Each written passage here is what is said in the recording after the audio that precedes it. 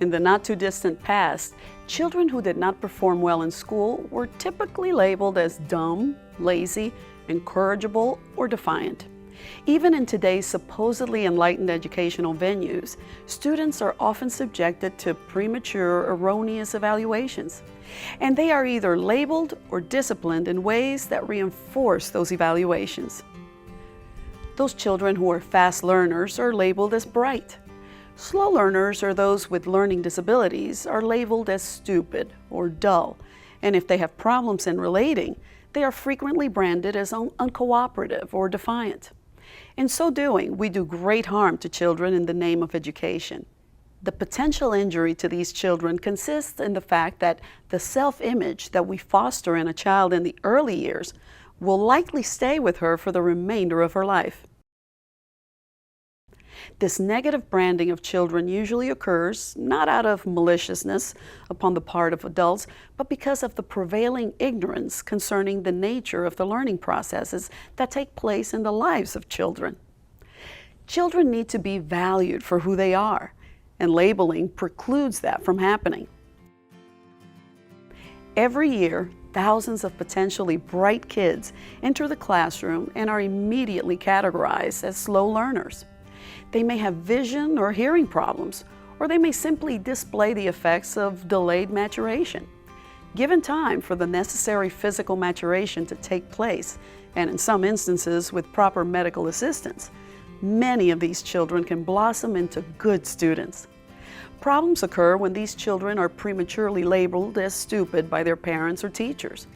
When children develop a negative self-image, they often spend the rest of their lives living down those low expectations.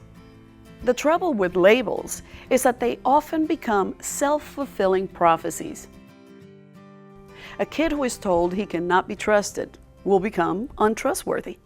It is amazing how accurately our young people reflect our expectations of them. So when we are having problems with children, we must remind ourselves to distinguish between the child and the child's behavior. If a child continuously grabs toys or coloring materials from other children, it is critical that he not be called a little thief. A more constructive approach to poor behavior is to say to the child, "I'm disappointed that you took Mary's crayons. You and I both know you're a good person. However, you behaved badly, and there are consequences for bad behavior." We can then discipline the unacceptable behavior while still affirming the worth of the child.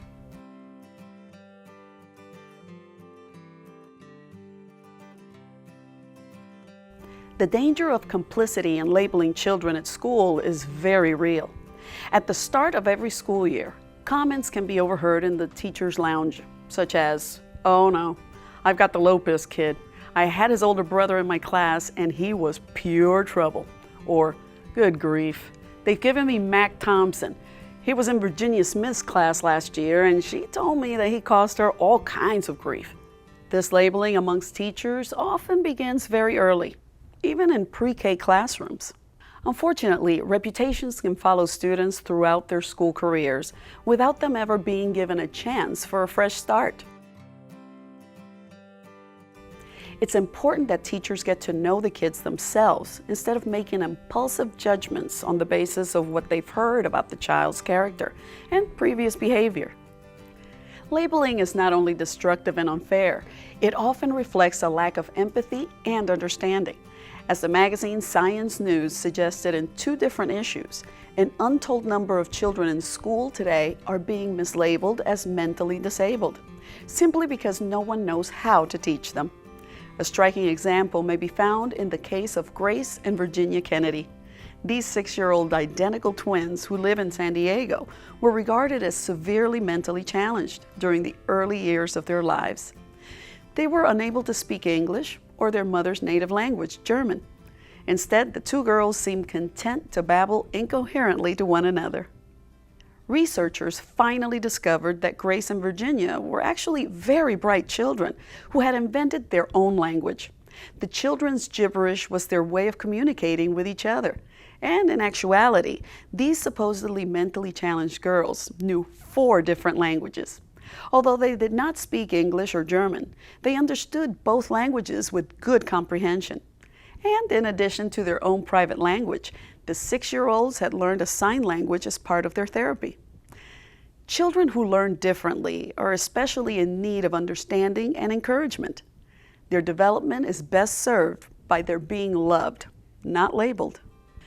Many people see only negative labels as being bad.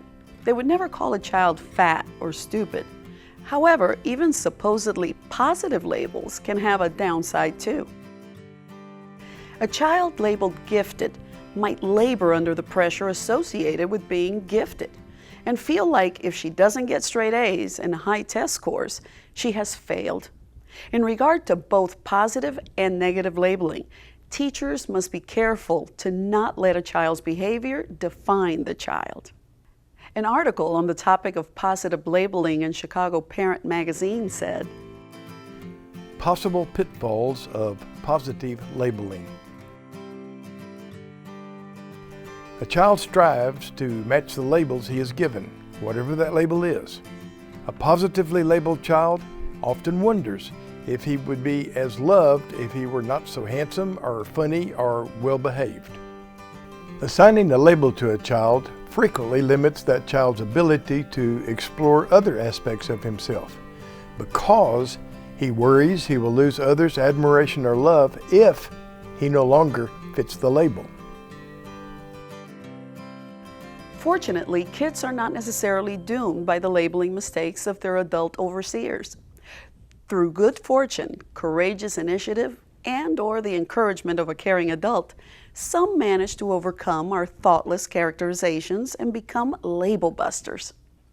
A long time before Whoopi Goldberg was diagnosed with dyslexia, and before she knew how common this learning issue is, kids in her school called her dumb. School officials thought legendary film director Steven Spielberg was lazy, and he was bullied by his classmates. He was not diagnosed with dyslexia until he was in his 60s. Upon finding out the cause of his earlier struggles in school, he said it was like the last puzzle piece to a great mystery that I've kept to myself. Walt Disney, Alexander Graham Bell, Thomas Edison, and Albert Einstein all reportedly have been diagnosed or would have been diagnosed with ADHD. All of the above struggled in their academic environment as children, but went on to have strikingly successful careers in spite of the pejorative labels. Many children, however, will not be able to reach their unique potential because of their inability to transcend the labels that inhibit their growth. They will need the help of understanding, encouraging parents and teachers who see their potential and emphasize their strengths. Above all else, a great teacher is an encourager. Every human being has something special to contribute to the world, and our responsibility as teachers is to affirm and encourage our children's unique gifts. As we nurture the good that lies within, we must avoid the temptation to label. Here are some things to remember about avoiding the tendency to label.